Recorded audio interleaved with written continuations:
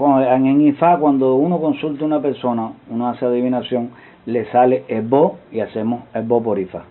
Ahora, con el Indilogún, cuando hace consulta, adivinación, hay esboces reglamentarios por los signos del Indilogún. Exactamente. Sí, Esbo ń jáde bí. Ẹbọ ń jáde ń belé yìí náà. Ẹbọ àìkú, ó máa ń jáde, ẹbọ oríire, àjọba ni, àjòyè ni, a máa jáde ń bẹ̀.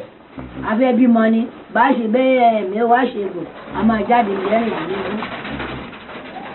Tó ti yé yín, gbágbọ̀n bá wà tí ò bímọ, wọ́n máa ń béèrè ní tí wọ́n bá ṣe, ṣògbó sọ, yóò sì fún ọ lọ́mọ. Yóò fún ọ lọ́mọ. Wọ́n ṣe májẹ̀mú ìdí Ṣàngó. Tó bá fún mi lọ́mọ o, ọkùnrin o, obìnrin o, màá san àgbo àfún wọn. Wò àwọn èèyàn ló lélẹ́yìí. Tí wọ́n bá ti bímọ ní ìsìn kálukú, ọ ti mo tán ni, kálukú ó máa fi pọn mẹ́, kò bá àrùdà máa sì, ní tí ó máa fi pọn nù. Ṣàngó tó ti fi, àti fi di Ṣàngó. Tó yé yín, torí ẹ̀jẹ̀ tí wọ́n ń pa láti fi kúrò lára ẹ̀. Tó bá ti gbéjọ́ méje, yóò wà bẹ́ẹ̀ ni. Ẹ kú ewu o, kí ló bí o, ọkùnrin ni o, obìnrin ni o, ọ̀já yìí ni. Kò bá àrùn aṣọ lòtìtì, ọ̀já yìí ni ó máa fi pọn títí ti ọmọ Ṣàngó yẹn. Tó bá ti di ọdọọdún, a máa mú ọmọ yẹn wá, a máa mú nǹkan ọdún ẹ̀ wá, a máa mú èyí tó bá wọ̀n ọdún ẹ̀jẹ̀ tó bá jẹ́, yóò wà mú afúnṣọ̀gbọ̀ pé àgbò tí mo ní mo fẹ́ fún ẹ̀rẹ́ o, bá mi dá ọmọ mi sí o, bá mi wo ọmọ mi o, má jẹ́ kó ọmọ mi ó kú o, jẹ́ kó lọ́wọ́ lẹ́yìn o. Dice que aquí también, a través del Indilogún, sale Esbo. Cualquier tipo de Esbo sale. Ok. Entonces ya por ahí estamos claros.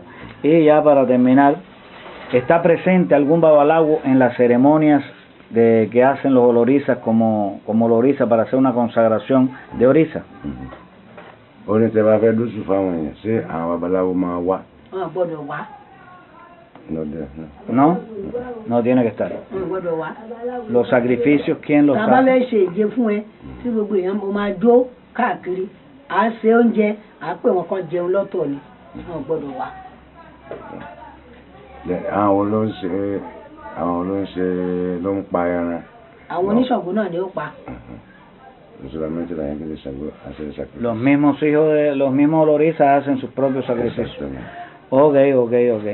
Está bien, bueno, entonces si ella quiere agregar algo. Bueno, que le ve sofá, que yo camino le ve sofá, ahora te casa ¿No?